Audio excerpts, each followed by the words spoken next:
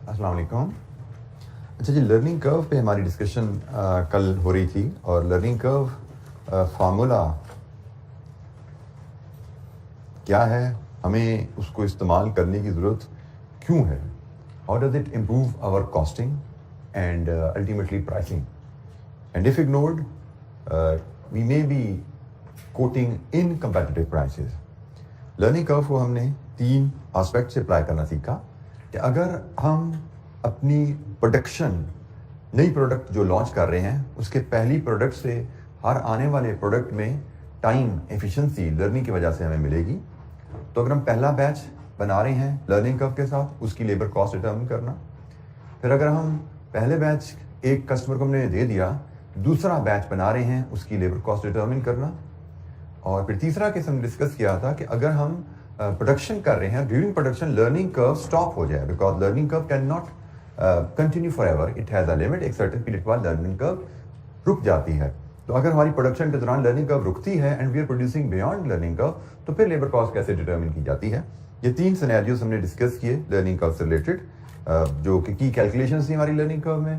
तो कोई सवाल कल के लेक्चर से लर्निंग रेट की डिटर्मिनेशन की हमारी बात हुई कि अगर एग्जामिनर में लर्निंग रेट डिटर्मिन करने को कहे फ्रॉम द डाटा, तो वो कैसे डिटर्मिन किया जाता है using the learning rate definition. Any question? अच्छा, इसके कुछ पास पेपर क्वेश्चंस देखते हैं। पहला क्वेश्चन हमारे पास अवेलेबल है, quality plastic limited, question number 3।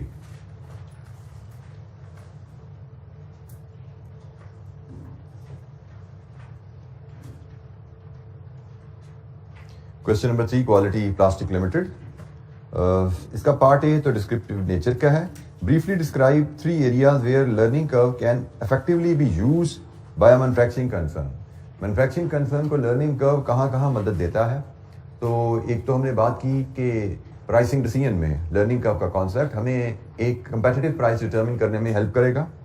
फिर लर्निंग कर्व का कॉन्सेप्ट हमें लेबर की प्लानिंग में हेल्प करेगा कि हमने वर्कर्स को एंगेज किया, उनसे कितने टाइम में हम कितना काम करवाना चाहते हैं, उस हिसाब से आप इसको कहते हैं वर्क शेड्यूलिंग कहते हैं। हमने मशीन एलोकेट करनी है, हमने प्रोडक्शन ऑर्डर्स को कस्टमर से कमिटमेंट करनी है कि कितने टाइम में हम कितना यूनिट बना पाएंगे। तो वो कमिटमेंट भी जब तक हम लर्निंग कर्व के तहत लेबर टाइम ना कैलकुलेट करें किसी ऑर्डर का, हम एक फेयर और इफेक्टिव कमिटमेंट नहीं वहाँ पे कर सकते। और तीसरा एक टर्म यहाँ पे है जो कि हमें आगे चल के नेक्स्ट चैप्टर में पढ़ने होंगे, स्टैंडर्ड सेटिंग। स्टैंडर्ड सेटिंग में होता है कि आप वर्कर को एक, जैसे हम पहले फिर करते आए हैं, मेरे ख्याल में हमने स्टैंडर्ड की टर्म लेबर के चैप्टर में यूज़ की कि लेबर को एक स्टैंडर्ड बेंचमार्क प्रोडक्शन दी जाती है कि आपने 1 घंटे में 20 यूनिट बनाने हैं। तो वो स्टैंडर्ड भी हम तभी इफेक्टिवली सेट कर पाते हैं अगर हम लर्निंग कर्व के कॉन्सेप्ट को यूज़ कर रहे हैं। तो पहले ये रीडिंग असाइनमेंट है, इसको पढ़ भी लीजिएगा, थोड़ा सा डाटा आपको भी मिल जाए शायद। Compute the price that QPL should quote in order to earn a margin of 25% of the selling price. You all should know, अगर यहाँ पे ये चीज़ ना भी लिखी होती तो इट इज़ अंडरस्टूड कि मार्जिन सेलिंग प्राइस पे ही होता है। तो जो हमें प्राइस देनी है, जो कोट करें हम 25% मार्जिन के साथ 12 marks. QPL produces plastic bodies of various appliances according to the customer specification. It has received an order for supply of 10,000 plastic bodies of a washing machine. The supply is to be made within 30 days. The following information is available. QPL carries out production process in batches of 10,000 units each. ये जो मैंने आपसे जो कहा था ना कि हमारा लर्निंग कर्व का कोई 5% वाली बात को रहती है सीखने वाली, तो वो ये बात आ गई कि production will be done in batches. मतलब आप एक यूनिट के बाद दूसरा यूनिट नहीं बना रहे, आप 100 यूनिट इकट्ठे बना रहे हो, फिर सेकंड 100 यूनिट बना रहे हो, ठीक है। सो बैचेस में बन रही है प्रोडक्शन। मतलब मशीन में आप इनपुट फीड करते हो 100 यूनिट्स की और फिर आउटपुट 100 यूनिट्स की मिलती है। या वर्कर्स को मटेरियल एक दफा 100 यूनिट्स का इशू करते हो, 100 यूनिट्स का बैच कंप्लीट होता है, फिर नेक्स्ट 100 यूनिट की बारी आती है। It means you are not doing production 1 by 1 unit, you are doing production 1 by 1 batch of 100 unit each. So cost of the first batch is estimated as under, इसकी बड़ी minor सी calculation में implication है, कोई ज्यादा इसमें aspect नहीं। 5% शायद मैंने ज्यादा बोल दिया, 1 या 2% की बात है ये। Cost of the first batch is as under direct material inclusive of 10% output loss, input losses 1100 kg, ये 66,000 रुपए। Direct labour cost at normal rate 200 घंटे 44,000। ओवरहेड एट नॉर्मल रेट 200 घंटे 30,000, इसका मतलब ओवरहेड भी आपका लेबर बेसिस पे अब्जॉर्ब हो रहा है। तो ये फर्स्ट बैच की कॉस्ट आ गई है। मजीद आगे चलते हैं। It is estimated that due to learning curve effect completion of the first, second and fourth batch, completion of first, second, third, fourth batch would require hours respectively. This learning curve effect would continue till completion of 64 batches. Learning curve 64 batches तक चलेगी। Learning curve effect at various learning levels is as under. Basically learning curve उसने effect लिख दिया, ये learning index है। index लिखना चाहिए था, लेकिन बहरहाल हमें पता लग गया वो क्या कहना चाह रहा है। इंडेक्स हमें उसने दे दिया, ना भी देता तो हमें पता है कैसे आता है, log of learning rate by log of 2। अगर नहीं देगा तो हम इस रेट से इस तरह कैलकुलेट कर लेते। It is estimated that after completion of first 16 batches material input losses would be reduced from 10 to 6। Losses में भी चेंज आ रहा है विद एक्सपीरियंस। अभी 10% लॉस हो रहा है इनपुट का, बाद में आपका 6% होना शुरू हो जाएगा। QPL works a single shift of 8 hours per day for the above order. QPL can spare 800 direct labor hours. Overtime hours can be worked at 1.5 times the normal rate. During the overtime hours, overhead would be 1.25 times the normal rate. अच्छा जी, ये तो सारी कहानी होगी। हमें करना क्या है, हमें 10,000 मशीन की कॉस्ट निकालनी है और मार्जिन 25 है, तो इसका मतलब सेल प्राइस 100 ली जाएगी, प्रॉफिट 25 होगा, कॉस्ट 75 है। तो हमें relevant cost of the machine निकालनी है, डिवाइड बाय 75 into 100 प्राइस आ जाएगी। ये हमारी रिक्वायरमेंट है। अच्छा जी, अब इसमें चीज क्या है सीखने वाली, बैचेस की हमने बात की कि भाई बैचेस आ गए हैं, तो बड़ी ही माइनर सी एक एडजस्टमेंट हमें करनी पड़ेगी। और वो एडजस्टमेंट क्या है कि जब आपकी प्रोडक्शन इन बैचेस हो रही हो कि 100 यूनिट्स, 50 यूनिट्स, 1000 यूनिट्स इकट्ठे बनते हैं, तो उस केस में हम अपनी सारी कॉस्टिंग की जो वर्किंग है, स्पेशली इन्वॉल्विंग लेबर, उसको यूनिट टर्म में नहीं बैचेस की टर्म में बात करते हैं। Starting with the order size. हमारा ऑर्डर साइज कितना है? 10,000 प्लास्टिक बॉडीज, तो हमने इसको भी बैचेस में कन्वर्ट करना है ना। 10,000 प्लास्टिक बॉडी का मतलब कितने बैचेस? 100 से डिवाइड करो भाई। कैलकुलेटर पास है ना माशाल्लाह, इस्तेमाल करो। दिमाग तो नहीं इस्तेमाल होता आप लोगों से अच्छी तरह, तो कैलकुलेटर इस्तेमाल कर लिया करो। तो था 10,000 डिवाइड विद 100 बैचेस। तो ये तो जनाब पहली बात कि जब आपकी प्रोडक्शन बैचेस में है तो आपने टोटल यूनिट्स को 10,000 यूनिट्स से रीड करेंगे, आप उसको 100 बैचेस रीड करेंगे। और इसी तरह जब हम y is equal to AXB में आते हैं तो इसमें भी x हमारे बैचेस बन जाएंगे और A हमारा time for the first batch बन जाएगा। ये बस एक छोटी सी चेंज है। अगर हमें cost for the first unit दिया जाए तो जनाब A आपका यूनिट चलेगा, X आपके यूनिट चलेंगे। लेकिन अगर आपकी बैचेस में प्रोडक्शन है तो जनरली आपको cost of the first batch दी जाएगी, cost of the first batch दी जाएगी। तो प्रोडक्शन बैचेस में है, cost for the first batch available है, तो सारी डिस्कशन बैचेस में चली जाएगी। कभी 100 बैचेस की कॉस्ट निकालनी है, A time required for the first batch हो जाएगा और X यहां पे इस मामले में number of batches to be produce हो जाएगा। तो ये जनाब इस सिनेरियो में एक नई चेंज आती है। बाकी कुछ इसमें ज्यादा हमें दिक्कत नहीं होने वाली इंशाअल्लाह सवाल में। तो हमारे पास जो एलिमेंट्स ऑफ कॉस्ट हैं, एक मटेरियल है, एक लेबर है, एक ओवरहेड है। बस होना शायद यह है कि लेबर में भी नॉर्मल टाइम जितना चाहिए होगा उसमें से 8,000 घंटे नॉर्मल पे जाएंगे, बाकी ओवर टाइम पे जाएंगे। और इसी तरह ओवरहेड्स में भी नॉर्मल और ओवर टाइम का हमें अलग-अलग हिसाब रखना पड़ेगा, जो मुझे यहाँ पे समझ आ रहा है। तो जनाब हम एक शेड्यूल बनाते हैं अपनी वर्किंग का और उसके मुताबिक काम शुरू करते हैं। क्वेश्चन नंबर 3 हम देख रहे हैं। मटेरियल में भी चूंकि थोड़ा सा चेंज आ रहा है तो फर्स्ट 16 बैचेस की कहानी हम अलहदा डील करेंगे और 84 बैचेस को हम अलहदा कर लेंगे क्योंकि उनमें वेस्टेज बदल जानी है। 100 बैचेस बनाने जा रहे हैं। फिर हम लेबर पे जाएंगे, इसमें हम नॉर्मल आवर्स की वर्किंग अलहदा शो करेंगे कैलकुलेशन, और ओवर टाइम आवर्स की कैलकुलेशन अलहदा देखेंगे हम। फिर इसी तरह हम ओवरहेड्स पे जाएंगे तो वहां पे भी यही होगा, नॉर्मल आवर्स का ओवर टाइम रेट कुछ और है और ओवर टाइम आवर्स का ओवर टाइम रेट कुछ और है। यहां से हमें कॉस्ट मिलेगी और कॉस्ट के बाद हम प्राइस पे चले जाएंगे क्योंकि हमने सीखा है कि if A is the cost तो A ओवर 75 into 100 ये हमारी प्राइस होगी। मार्जिन बेस्ड प्राइसिंग ऐसी करते हैं ना भाई, तो ये हमारी प्राइस यहां से आ जाएगी।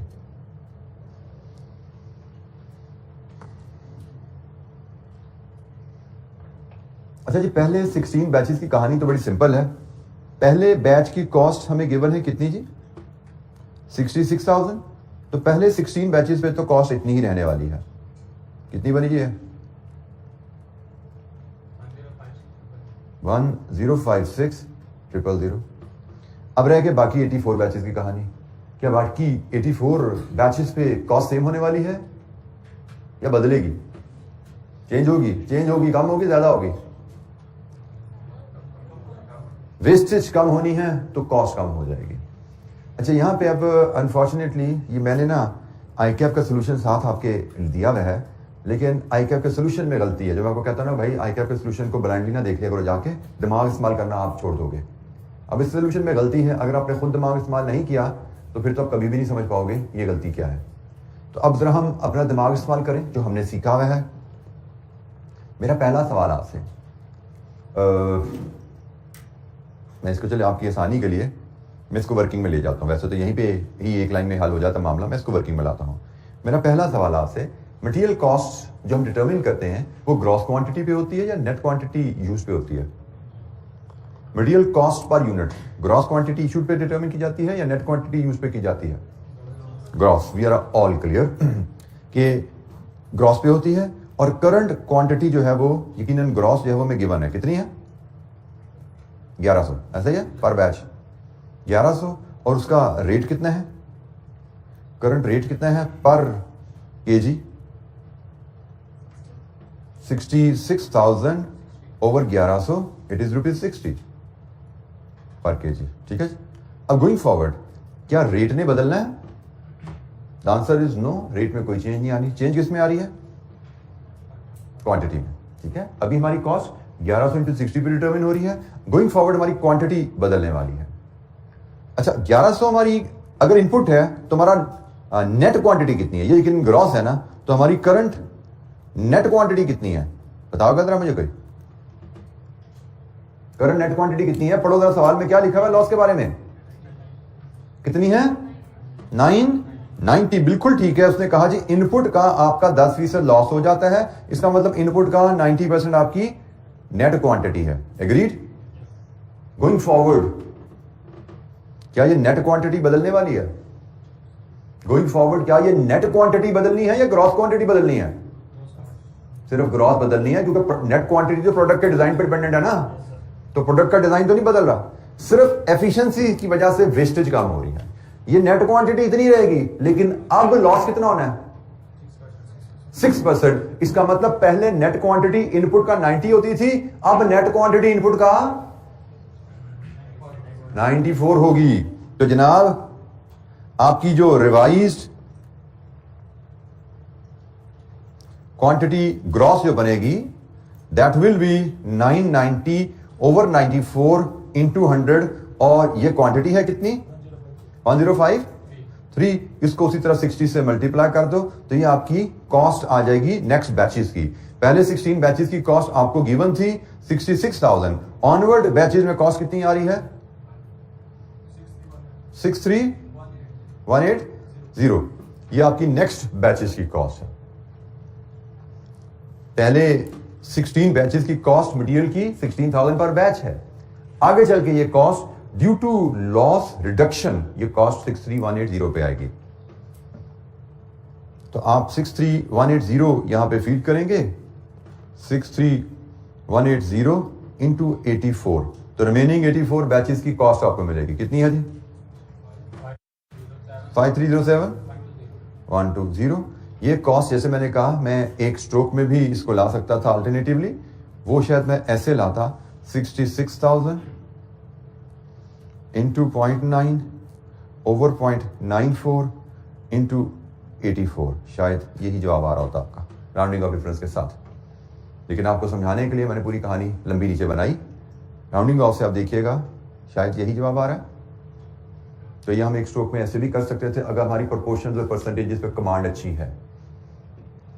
अगर कोई दिक्कत है हमें नहीं कमांड कर पा रहे तो फिर आप देख लें, आपको भी ये इतना लंबी वर्किंग शो करनी पड़ती है।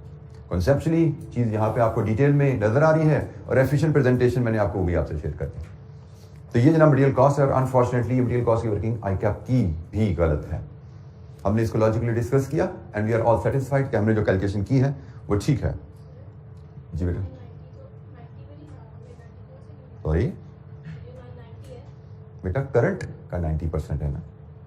जब आपका करंट इनपुट का 10% लॉस हो रहा है, गोइंग फॉरवर्ड आपका 990 तो वही रहेगा, बट क्या लॉस 10% होना है? लॉस कितना होना है? 6%। इसका मतलब आइंदा आपका जो 990 है नेट क्वांटिटी, वो इनपुट का 94% होगा। जी, एनी क्वेश्चन?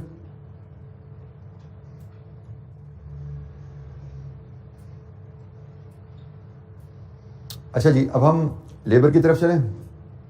तो लेबर के लिए पहले हमें आवर्स, लेबर आवर्स वर्कआउट करने पड़ेंगे। हमें इस जॉब के लिए कितने लेबर आवर्स चाहिए? तो हम एक ये वर्किंग 1 बनाई थी, एक वर्किंग 2 हम बनाते हैं लेबर आवर्स के लिए। Labour hours required for contract. ये जो कॉन्ट्रैक्ट मिल रहा है ये ऑर्डर कह लीजिए, order will be appropriate word. हमारा ऑर्डर कितना है जी? 10,000 यूनिट्स। हमने कहा जी इसका मतलब ये 100 बैचेस है। लर्निंग कर्व के तहत जब भी हमने लेबर कॉस्ट डिटर्मिनेशन में जाना है, पहला सवाल, क्या ये 100 बैचेस हमारी प्रोडक्शन के पहले 100 बैचेस होने वाले हैं? So in the absence of information we assume yes, ये हमारे पहले 100 बैचेस होने वाले हैं। हमें कोई ऐसी इंफॉर्मेशन नहीं दी गई, कंपनी पहले भी ये प्रोडक्ट बना के बेच चुकी है। हम अज्यूम करते हैं ये फर्स्ट से 100 तक के बैचेस की बात हो रही है। नेक्स्ट क्वेश्चन, क्या इन बैचेस की प्रोडक्शन के दौरान लर्निंग कर्व कंटिन्यू रहेगी या रुक जाएगी?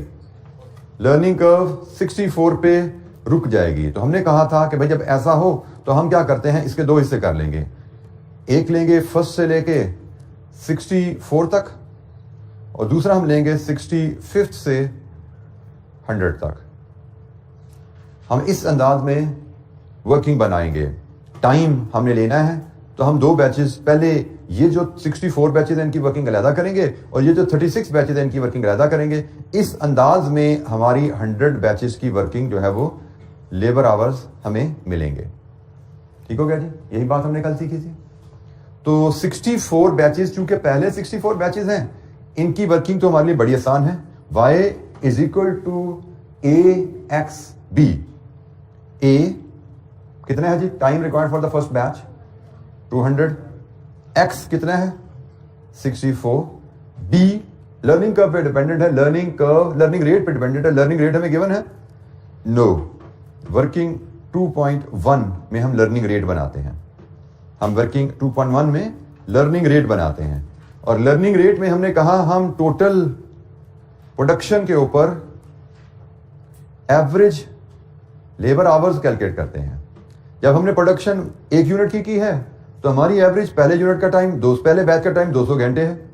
जब हमने 2 बैचेस की प्रोडक्शन की है तो हमारा एवरेज टाइम कितना है? यही ना एवरेज टाइम कितना है?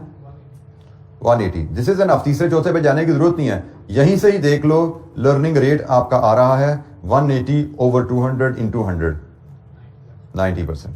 ये जी आपका लर्निंग रेट आ गया। ये हमने कल वर्किंग सीखी थी, लर्निंग रेट निकालना। आपको बताया गया था क्वेश्चन में, आपसे एग्जामिनर डिटरमिन करवाएगा। यहाँ पे कंफ्यूजन क्या आ जाती है, आप इसको एवरेज लेके लर्निंग रेट 80 ले लोगे। गलती कॉमनली आपसे ये होने वाली है। उसने कहा है ये पहले बैच का टाइम है, ये दूसरे बैच का टाइम है। 2 बैचेस का टोटल टाइम क्या हुआ और एवरेज टाइम पर बैच क्या हुआ, ये ख्याल रखना है। एक बैच का टाइम, तो एक बैच में तो एवरेजिंग होती नहीं है, एवरेजिंग तो एक से ज्यादा बैचेस बनेंगे तो होगी ना। तो 2 बैचेस की एवरेज इज 180 और फिर प्रोडक्शन डबल होने पे टाइम, एवरेज टाइम कितना % रह गया पिछली एवरेज का, तो एवरेज टाइम पिछली एवरेज का 90% है। ये लर्निंग रेट की हमारी कैलकुलेशन है। तो लर्निंग रेट 90 है तो बी की वैल्यू यहां से मिल गई सवाल से हमें, क्या है? -0.152। लीजिए जी, ये हो गया आपका 64 बैचेस का average time per batch into 64। तो बताइए आपका 64 बैचेस का टोटल टाइम कितना बना? 68021। बेटा कुछ ज्यादा ही बना दिया आपने। 02.53। ये जी हमारे 64 बैचेस का टाइम हो गया।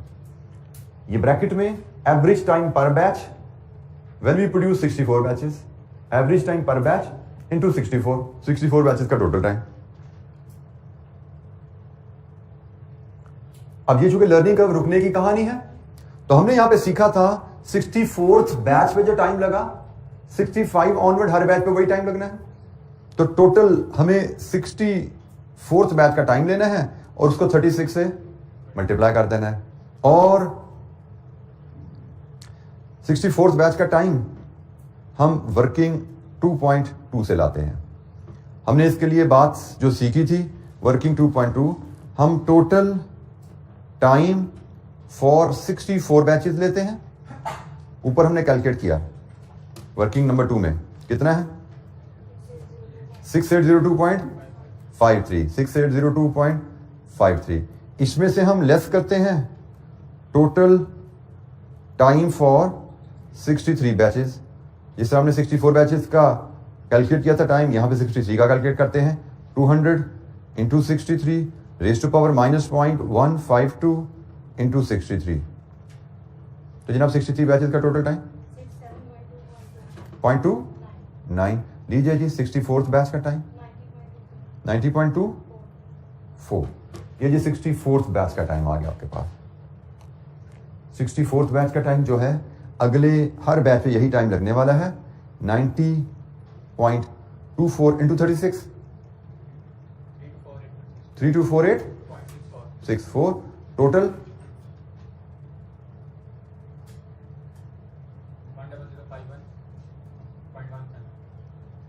10051.17। जी आपके टोटल 100 बैचेस का टाइम क्या होने वाला है 10051.17। जी एनी क्वेश्चन, कोई सवाल?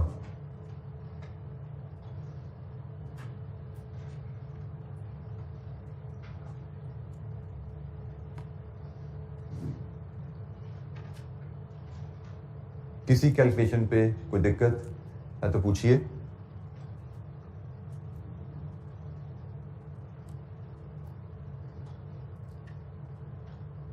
लेबर का टाइम हमारे पास आ गया है, अब हम इसकी कॉस्ट डिटरमिन कर सकते हैं।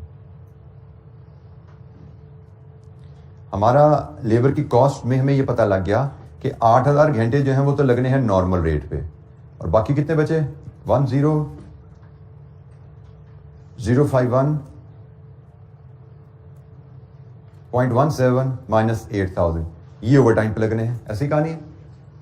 नॉर्मल रेट क्या है वो हमें कॉस्टिंग एनालिसिस से निकलता है 44,000/200, ये नॉर्मल रेट है जी।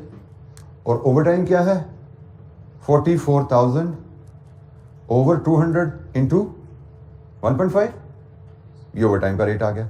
तो जनाब यहां से आप लेबर कॉस्ट डिटरमिन कर सकते हैं कि आपकी लेबर कॉस्ट क्या आ रही है। जी बताइए आपकी लेबर कॉस्ट यहां पे क्या आ रही है 176, सॉरी नॉर्मल आवर्स 176 लीजिए जी, और over time hours 676, round off कर दीजिए 6 जी। Any question? नॉर्मल आवर्स 8000 घंटे नॉर्मल रेट पे, नॉर्मल रेट हमें कॉस्ट पर फर्स्ट बैच के डाटा से निकल रहा है। Over time hours total time में से 8000 निकालो, ये ओवर टाइम लगना है। ओवर टाइम का रेट उसने कहा जी नॉर्मल रेट से 1.5 गुना है। बिल्कुल सिमिलर वर्किंग ओवर टाइम की ओवरहेड की होगी। 8000 घंटों पे जहां पे नॉर्मल लेबर का रेट है वहां पे ओवर टाइम ओवरहेड का रेट भी नॉर्मल होगा, और नॉर्मल ओवरहेड का रेट है 30,000/200। और जिस तरह ओवर टाइम आवर्स का लेबर का रेट फर्क है, ओवर टाइम आवर्स का ओवरहेड का रेट भी फर्क है, और वो है जी 1.25 टाइम्स। तो बताइए यहां से नॉर्मल आवर्स का ओवरहेड कॉस्ट क्या आती है 1.2 मिलियन, और ओवर टाइम आवर्स का ओवरहेड कॉस्ट क्या आती है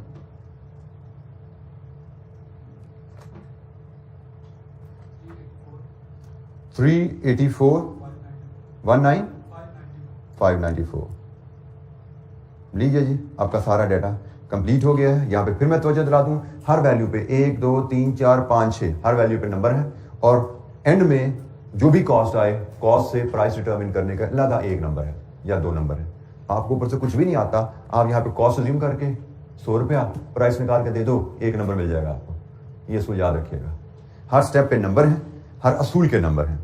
तो फाइनली कॉस्ट से प्राइस निकालना ये भी एक असूल है कि आपको कॉस्ट गिवन हो, 25% मार्जिन के हिसाब से प्राइस डिटरमिन करना, ये भी एक असूल है। इस पे भी नंबर मिलते हैं आपको। तो बताइए क्या आ रहा है कॉस्ट का टोटल हमारा? 10 384 600 और प्राइस इस फॉर्मूले की मदद से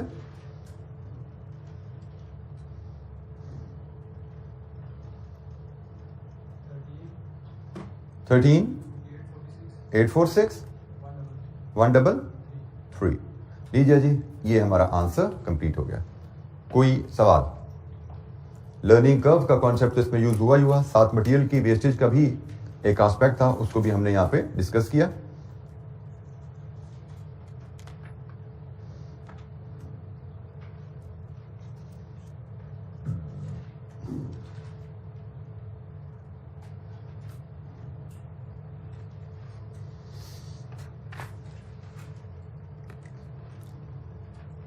जी, किसी वर्किंग पे कोई गाइडेंस हेल्प चाहिए पूछिए।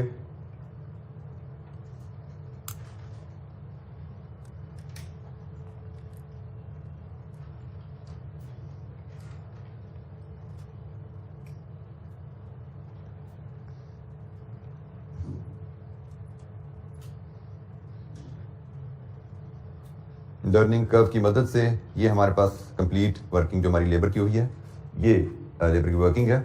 और इस सवाल में मैक्सिमम मार्क्स आपको लेबर की वर्किंग के ही मिलने हैं। जैसे अगर ये 12 नंबर का सवाल है, मार्किंग स्कीम तो मेरे पास नहीं है, लेकिन 12 में से कम आप समझे कोई 4 से 5 नंबर इस एक वर्किंग के, लेबर के जो आवर्स हैं की वर्किंग पे हैं। तो मे बी बाकी सारा मटेरियल, ओवरहेड्स, उनके टोटल प्रॉफिट की वर्किंग शायद वहाँ पे 5-6 नंबर वहाँ पे हैं और समझे को 5-7 नंबर इधर हैं। जी, कोई सवाल?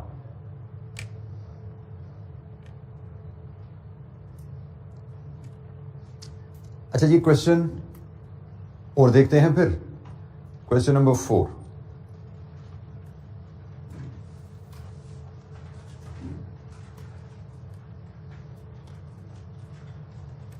ये क्वेश्चन जो पहला हमने देखा पास पेपर का क्वेश्चन है, लेकिन ये पास पेपर में आया था ओल्ड स्कीम सीए फाइनल में।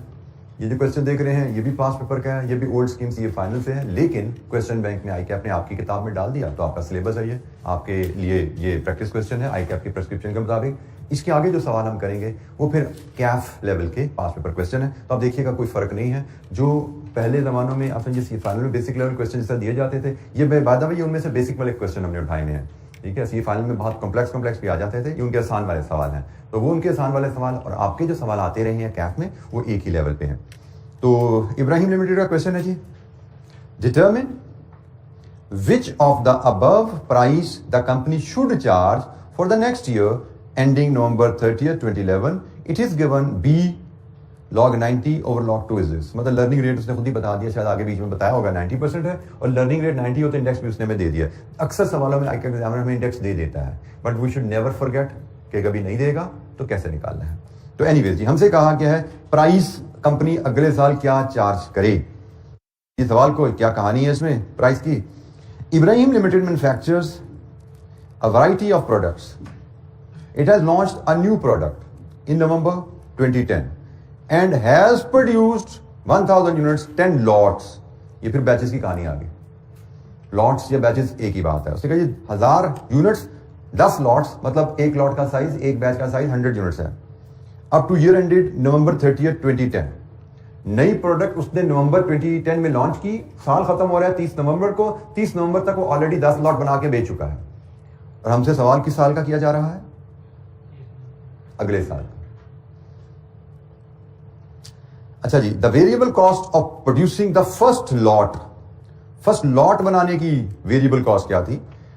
और 100 यूनिट की लॉट है, वो तो हम ऑलरेडी यहां से निकाल चुके थे। एनीवेज, मटेरियल 30,000 रुपए का लगा, डायरेक्ट लेबर 20,000 रुपए की लगी, और variable overhead 25% of direct labour cost charge हुई। Fixed manufacturing overhead have been estimated at 1.3 million per annum. Based on past experience, company expects 90% learning curve ratio to apply on each production lot size of 100 units. Clearly उसने कह दिया कि 100 unit की lot पे learning curve apply होनी है। अगर वो ये ना भी कहे, मैं आपको पहले बता चुका हूं, जब प्रोडक्शन लॉट्स में है, जब डाटा आपको फर्स्ट लॉट का दिया गया है, it is understood from here कि आपने लर्निंग कर्व की वर्किंग, लेबर की वर्किंग लॉट्स पे करनी है, यूनिट पे नहीं करनी। ठीक है, उसने आपको मजीद आगे बता दिया, बट ये कोई जरूरत नहीं थी इसकी बताने की, हमें यहां पे पता लग चुका है हमें क्या करना है। And the learning curve is expected to prevail up to 500 lots. ठीक हो गया जी, लर्निंग कर्व कहां पे रुकेगी वही पता लग गया हमें। Expected demand of the product for the next year at 2 different price levels is as follows. Price 650 रखोगे, डिमांड 45,000 यूनिट्स की होगी। प्राइस 550 रखोगे, डिमांड 70,000 यूनिट्स की होगी। अब सवाल पढ़ो कि भाई इन दोनों में से कौन सी प्राइस रखनी है। जनाब कैसे डिसाइड करें? सबसे पहले आपको असूल, किस असूल पे गेज करें जी? कौन सी प्राइस रखना चाहोगे? क्या मकसद होगा आपका प्राइस रखने का? यूनिट ज्यादा बेचने या प्रॉफिट ज्यादा कमाना? प्रॉफिट ज्यादा कमाना। तो असूल बड़ा आसान सा है भाई, प्राइस वो रखेंगे जहां पे प्रॉफिट ज्यादा आएगा। और प्रॉफिट कहां पे ज्यादा आता है? जहां पे कंट्रीब्यूशन ज्यादा होता है। मार्जिनल कॉस्टिंग पड़ी हुई है ना, डिसीजन मेकिंग आ गई। प्राइस कौन सी रखनी है? डिसीजन मेकिंग है ना, इन दोनों में से कौन सी प्राइस रखें? तो डिसीजन मेकिंग में तो हम कहते हैं मार्जिनल कॉस्टिंग यूज होती है। तो हमने कहा जी प्रॉफिट मैक्सिमाइजेशन हमारा ऑब्जेक्टिव होगा। दोनों प्राइसेस में से हम देख लेंगे सालाना कंट्रीब्यूशन क्या आ रहा है दोनों पे। जहां पे सालाना कंट्रीब्यूशन ज्यादा होगा वही प्राइस हम रिकमेंड करेंगे। और कंट्रीब्यूशन क्या होता है? Revenue minus variable cost. तो हम देखेंगे इस प्राइस पे हमारा सालाना कंट्रीब्यूशन क्या आता है, इस प्राइस पे सालाना कंट्रीब्यूशन क्या आता है, उसके हिसाब से हम फैसला करेंगे कि हमें क्या प्राइस रखनी है। अब असूल आपने जब डिसाइड कर लिया तो आप दो प्राइस स्ट्रेटजीज के मुताबिक, एक है 550 पर यूनिट और एक है 650 पर यूनिट। इन दोनों प्राइसिंग स्ट्रेटजी के तहत हम पीएनएल बनाते हैं। और पीएनएल में हम पूरा नहीं बनाना, हमें सिर्फ कंट्रीब्यूशन तक जाना है। यहां पे फिर वो एक गलती आ जाती है, आपके एग्जामिनर ने पूरा पीएनएल बना दिया जिसकी कतन कोई जरूरत नहीं है। हमें सिर्फ कंट्रीब्यूशन तक जाना है, क्योंकि फिक्स कॉस्ट तो आप 45,000 यूनिट बनाओ, 70,000 बनाओ, वो तो सेम है ना, वो तो सेम है। तो हमें फिक्स कॉस्ट को कंसिडर करने की जरूरत नहीं है, because that does not change with our decision. Fix cost does not change with our decision. तो हम लेंगे जनाब यहां पे रेवेन्यू लेस वेरिएबल कॉस्ट। और वेरिएबल कॉस्ट में क्या क्या है? मटेरियल, लेबर, वेरिएबल ओवरहेड्स, ये सब लेस करेंगे तो यहां पे मिल जाएगी जी हमें contribution, expected contribution. Different strategies पे क्या आएगा, जिस स्ट्रेटजी पे कंट्रीब्यूशन ज्यादा होगा वो हम रिकमेंड कर देंगे। अब इसमें बहुत सी चीजें बिल्कुल सिंपल हैं। मुझे लगता है हम वैल्यूज काफी बड़ी होने वाली हैं, हम इनको रुपीज इन 1000 में ले जाते हैं, तो रेवेन्यू पहली स्ट्रेटजी के तहत 550 यूनिट प्राइस जब रखी जाएगी तो यूनिट्स बिकेंगे 70,000। कितना रेवेन्यू रुपीज इन 1000 में? 36,400। और दूसरी स्ट्रेटजी 650 इंटू 45,000 जी बेटा जी, 550 इंटू 70,000 38,500। दूसरा 650 इंटू 45,000 29250। मटेरियल कॉस्ट, इसमें कोई लर्निंग का फैक्ट नहीं है, इट इज वेरी सिंपल।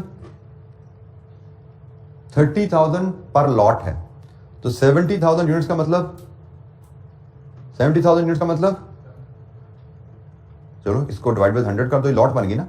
तो कितनी बनी इसकी मटेरियल कॉस्ट? कितनी बनी जी? रुपीज इन 1000 में बोलिएगा 21,000। और दूसरे केस में 30,000 इंटू 45,000 डिवाइड विद 100, क्योंकि हमारी कॉस्ट पर लॉट है तो हमने यहाँ पे 45,000 को लॉट्स में कन्वर्ट किया, 450 लॉट्स बनती हैं। कितनी बनी जिसकी कॉस्ट? 13500 जनाब। तो मटेरियल कॉस्ट हमने डिटरमिन कर ली। अब लेबर कॉस्ट डिटरमिन करेंगे तो उसके बाद लेबर कॉस्ट अगर हमारी ए है तो ए इंटू 25%, ओवरहेड भी आ जाएगी। अब अभी हमने लेबर कॉस्ट को छेड़ा नहीं है। मेरे हिसाब से सवाल कितने नंबर का है? 16 नंबर। 16 नंबर में से मे भी 6, 7, 8 नंबर होंगे लेबर वर्किंग के। अगर आपको लर्निंग कर्व नहीं भी आता, आपको सिर्फ ये असूल पता है कि भाई जहां प्रॉफिट कंट्रीब्यूशन ज्यादा वो अप्रोच, तो फिर भी 8 नंबर आप लेते हो।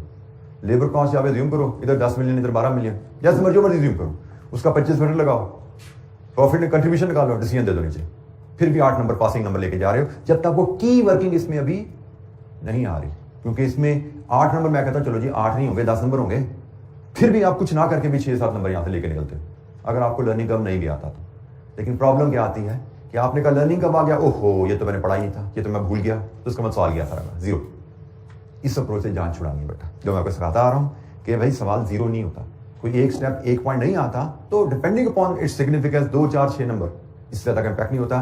ट्राई टू लर्न सवाल को कैसे डिलीवर करना है पूरा करके। अच्छा, जब हमें सिर्फ लेबर की वर्किंग रहेगी है वो हमने करनी है तो हमारा काम खत्म हो जाएगा। तो हम वर्किंग 1 इसके लिए, वर्किंग 2 इसकी लेबर के लिए करेंगे और हमारा सवाल कंप्लीट हो जाएगा जी।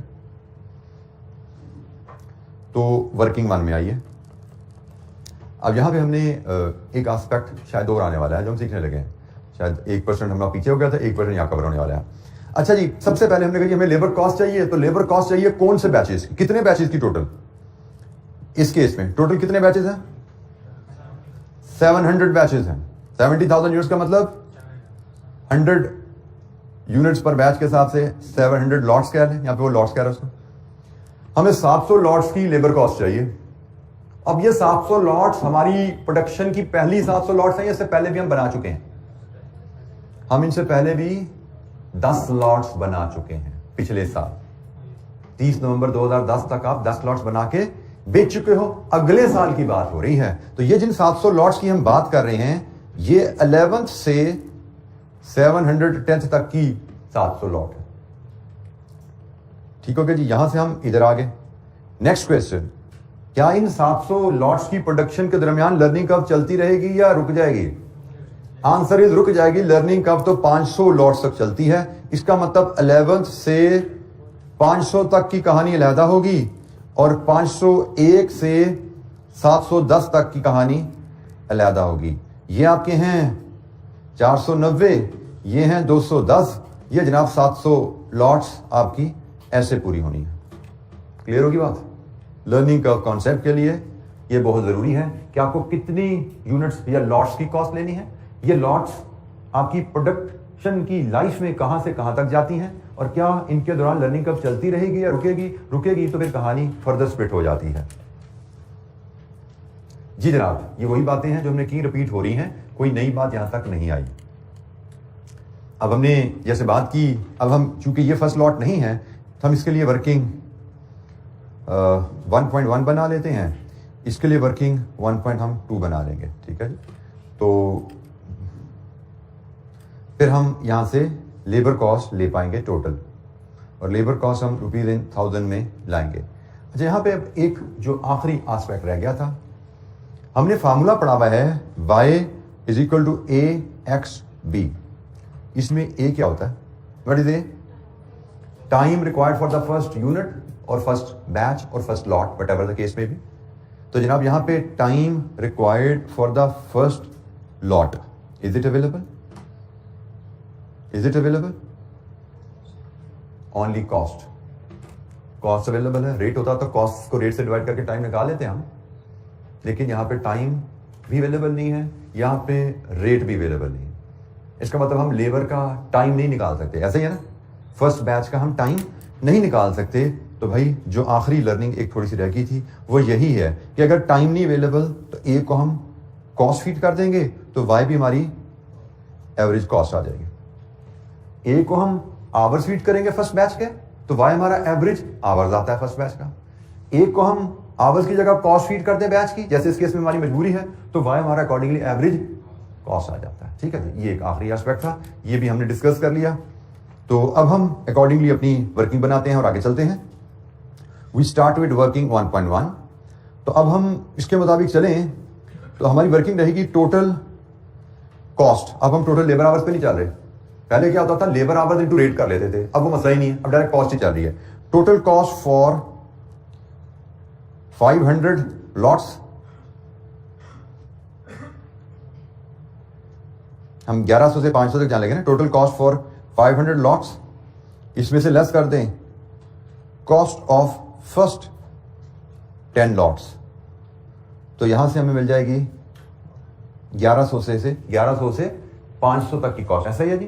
500 की कॉस्ट लें, इसमें से पहले 10 की कॉस्ट निकाल दें तो 1100 से 500 तक की कॉस्ट आती है। 500 की कॉस्ट कैसे आएगी? इस फॉर्मूले के तहत पहले बैच की कॉस्ट 20,000 x 500, लर्निंग इंडेक्स 90% के हिसाब से -0.152। ये क्या है? Labour cost per batch, labour cost per batch when you produce 500 batches, ऐसे ही है। लेबर कॉस्ट पर बैच, ये average labour cost per batch है व्हेन यू प्रोड्यूस 500 बैचेस। और हमें तो 500 बैचेस की टोटल कॉस्ट चाहिए ना, 500 से मल्टीप्लाई करते हो तो बताइए 500 बैचेस की टोटल कॉस्ट क्या है रुपीज इन थाउजेंड में बता देना जी। 3,888। और इसमें से फर्स्ट 10 बैचेस की कॉस्ट लेस कर दें इसी फॉर्मूले के मुताबिक। Cost of the first batch 10 batches -0.152 into 10। तो बताइए जनाब पहले 10 बैचेस की कॉस्ट क्या बनी? 141। तो जनाब आपके ये जो 490 बैचेस हैं इनकी कॉस्ट क्या बनी? 3747। लीजिए जी, ये आपके वर्किंग 1.1 490 बैचेस की कॉस्ट आ गई है 3747। ये रुपीज इन थाउजेंड में आपने कॉस्ट डिटरमिन कर ली, आपके सामने है। 500 बैचेस की कॉस्ट में से पहले 10 बैचेस की कॉस्ट निकाली तो ये 490 बैचेस की कॉस्ट आ गई। कौन से 490 बैचेस? 11 से लेके 500 तक के 490 बैचेस हैं, उनकी कॉस्ट ये रुपीज इन थाउजेंड में हमने एस्टैब्लिश की।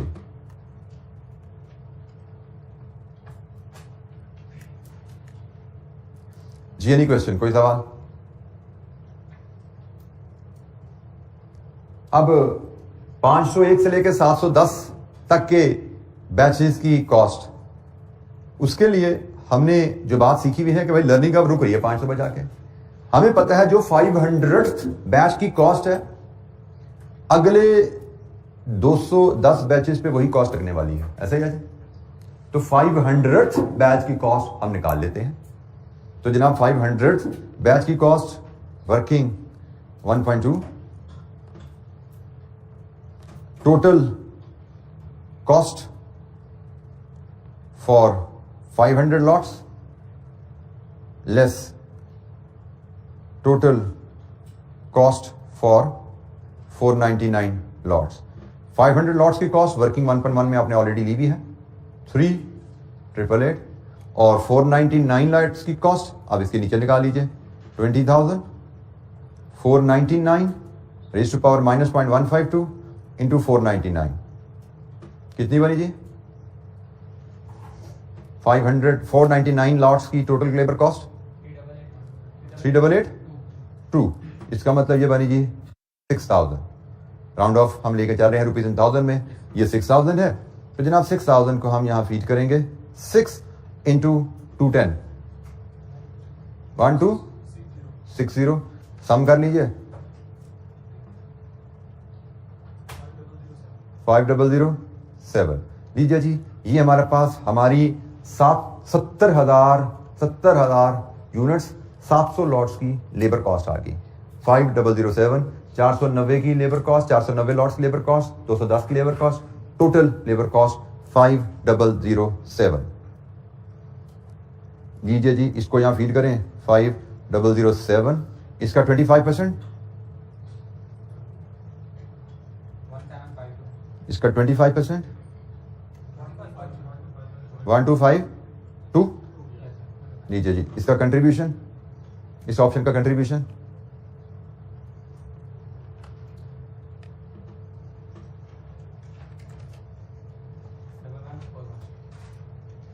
डबल 11241।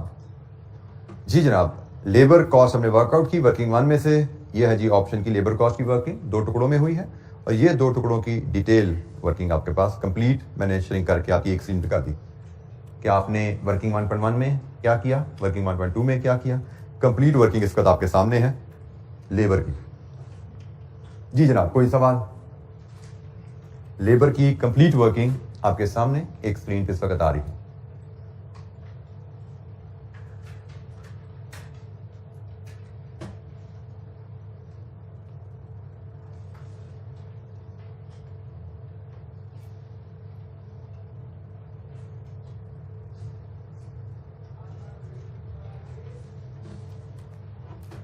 Any question? अच्छा जी, अब जरा ये वर्किंग 2 भी देख लें जरा। वर्किंग 2 भी हम देखते हैं। वर्किंग 2 लेबर की कॉस्ट, लेबर कॉस्ट की वर्किंग बनानी है हमने। कितने यूनिट्स की लेबर कॉस्ट है, बिल्कुल इसी अंदाज में शुरू करेंगे हम। 45,000 यूनिट्स की बात हो रही है, डिवाइडेड विद 100 करो तो 450 लॉट्स की बात हो रही है। नेक्स्ट क्वेश्चन, क्या ये 450 लॉट्स हमारी प्रोडक्शन की पहली 450 लॉट्स हैं? आंसर इज नो, ये 11th से 460th तक की लॉट्स है। क्वेश्चन नंबर 2, क्या इन लॉट्स की प्रोडक्शन के दरमियान लर्निंग कब रुकेगी? आंसर इज नो, लर्निंग कब नहीं रुकेगी भाई। लर्निंग कब तो 500 पे जाकर रुकती है। इसका मतलब बात यहां पे खत्म हुई। तो फिर इसकी वर्किंग जो हमारी बनेगी, इसी के नीचे हम करते हैं total labour cost for 460 lots less total labour cost for first 10 lots. तो जनाब ये हमारी लेबर कॉस्ट आ जाएगी 450 लॉट्स की, और फर्स्ट 10 लॉट्स की लेबर कॉस्ट हमने कहीं ऊपर निकाली थी, ये आ रही है जी। वर्किंग 1.1 में निकाली थी ना, वर्किंग 1.1 में हमने निकाली हुई है, तो हमें इसको दोबारा करने की जरूरत नहीं है। 141 है, और जहां तक बात रहेगी 460 लॉट्स की कॉस्ट, तो वो हम यहां पे बना लेते हैं। 20,000 पहली लॉट की कॉस्ट, 460 लॉट्स की कॉस्ट चाहिए माइनस 0.152 इंटू 460, कितनी बनी जी ये कॉस्ट? 3623। लीजिए जी, माइनस कीजिए, तो आपको आपकी जो 450 लॉट्स उनकी कॉस्ट मिली 3482। ये है जी हमारी 450 लॉट्स की कॉस्ट, जिनका हम कंट्रीब्यूशन निकालने जा रहे हैं। 3482, ये नहायत सिंपल तरीके से हमने कैलकुलेट कर लिया।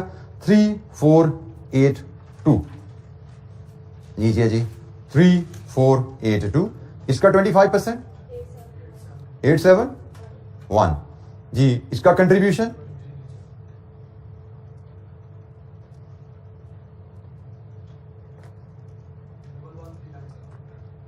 11397। सो हमारा डिसीजन रहेगा जहां पे कंट्रीब्यूशन ज्यादा है वो प्राइस हमें रखनी चाहिए। हमसे पूछा गया था क्या प्राइस रखी जाए, हमारा डिसीजन है 650।